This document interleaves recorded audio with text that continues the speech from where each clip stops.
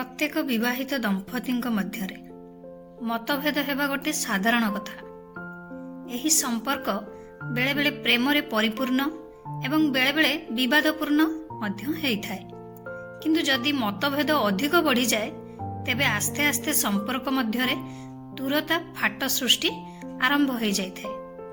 अनेक थर पारस्परिक पार्थक्य दुई जनक मध्य रे एते बड़ व्यवधान सृष्टि करे जे एथिरे संपर्क भांगी जाइथाय।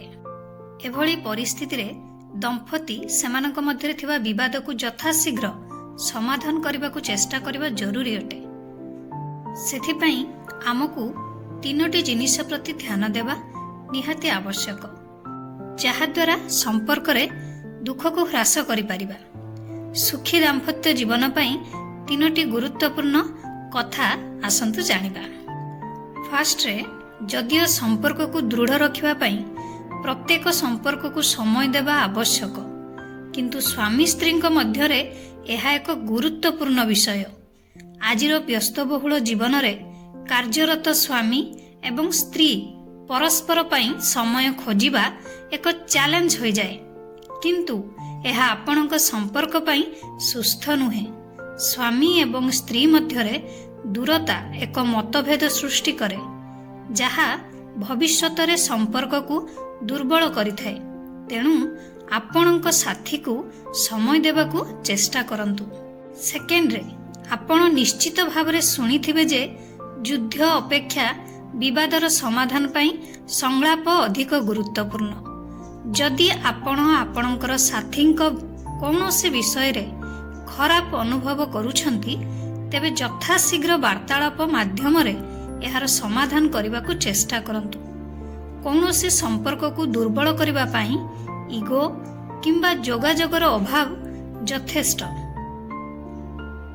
आपण एहा मध्य अनुभव करंती नाही जे एही छोट भूल आपणक संपर्क रे एक विभेद सृष्टि करि पारे। तेणु दंपतिंक मध्य रे झगड़ा हेले इगो को प्रथमे हटाई दियंतु एवं आगुआ कथा हेबाकू चेष्टा करंतु। थर्ड रे साधारणतः जानी सुनी किंबा अजणात रे आमे एक भूल करिथाउ जहा अन्यर हृदय को आघात दिए, किंतु क्रोध रे आमे आमर सही भूल देखिबाकू असमर्थ। आम इगो को बाधिबो बोली आमे आमर भूल स्वीकार करुना। तेणु एहा आद्य करिबा ठीक नुहे।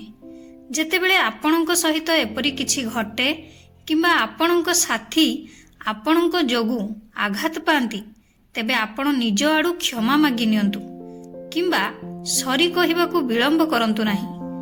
आपणक छोट क्षमा प्रार्थना आपणक मध्य रे दूरता सृष्टि करिवार विपद को ह्रास करिवो आउ आपणकर भल संपर्क बजाई रखिवो। आशा करछि आपण मानको वीडियोटी भल लागिथिबो। जदि भल लगी थाए ताले निहाती लाइक कमेंट शेयर सब्सक्राइब करिदेबे। मते ताले विदाय दियंतु। पुणी देखाबो गोटे फ्रेश वीडियो रे।